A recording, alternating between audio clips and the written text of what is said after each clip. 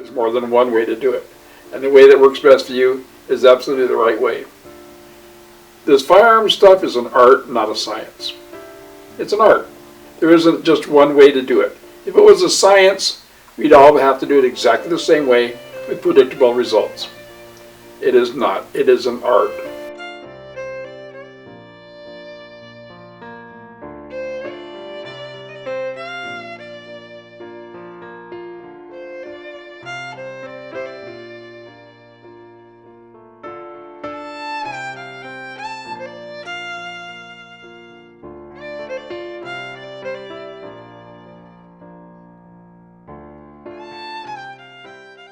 So when I first met Ron, it was about 20 years ago, and I was a customer at the Marksman at the time, and I bought a new 22 pistol, and I went out and I put 200 rounds through it. I put them through a hole like this, and I was pretty happy with that at the time.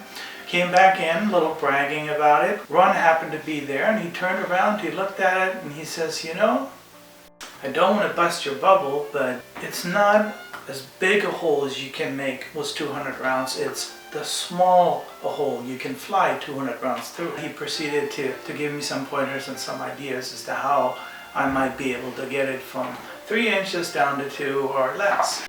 His main love was to teach, to give classes, to educate people, talk about firearms, about safety. That was his thing. It just seemed like he worked all the time. If he wasn't working here, he was working here doing instruction. But you have to do your part. Lock the elbows, lock the wrist. These are the wrists. How did they change that? That's a different anatomy class than I went to. It must be your high-tech watch. One of the duties that Ron gave me was that when he got up on his soapbox during class, my job was to kick him off his soapbox, as he called it. I was his Vanna White to his Pat Sajak. So I would be the one that helped fill out paperwork, date, and initial range cards, basically because I had the better handwriting. Anyone that knows Ron has seen his handwriting, knows it can only be deciphered by a pharmacist. Just how he was with the people that he cared about, the people that he was close to. He had a good way of kind of providing exactly what they need in that moment, whether it's humor to lighten a situation or whether it's kind of a kick in the ass, you know. I learned a lot from him about what it means to be a real friend to someone. I've always tried to take that example that he set and apply it to my own friendships in life and brotherhood, you know, but just the ideal of what brotherhood really is. One of the things that Ron is known for is his humor. He would always follow up with a quote for that specific situation. It was usually Shakespeare. But it was kind of nice because you'd have to listen to one of the back in my day stories. Yeah, he was a very witty storyteller. Ron was quite the storyteller. Great stories. He's a master storyteller. Every crack, every nook, every hole in this place for him, he could relate a story to you that would somehow put everything into perspective. He was always very punctual. He always came in early.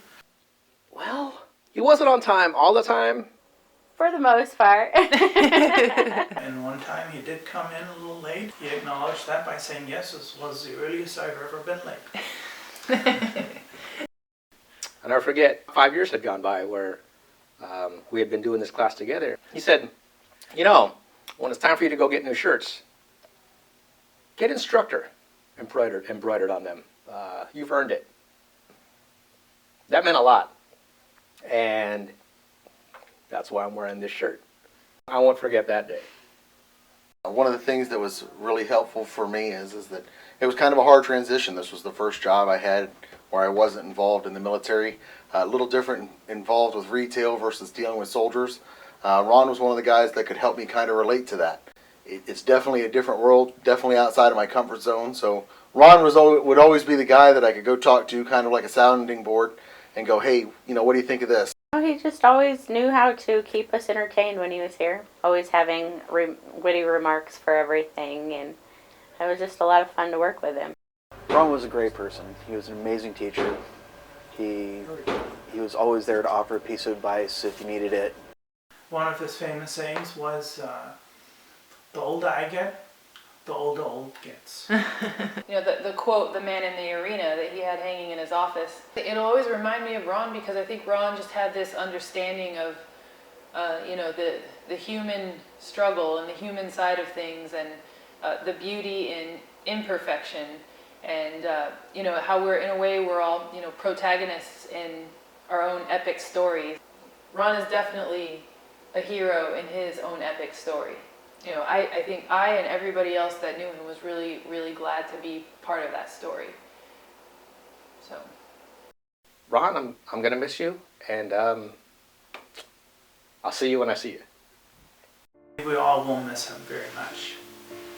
Thank you, Ron, for all you've done for the Marksman, for the greater community, and all those people that were able to learn through you how to safely handle firearms. Push the parameters. Try to go farther than you think you're capable of doing. You would be absolutely amazed of how much you can do out there.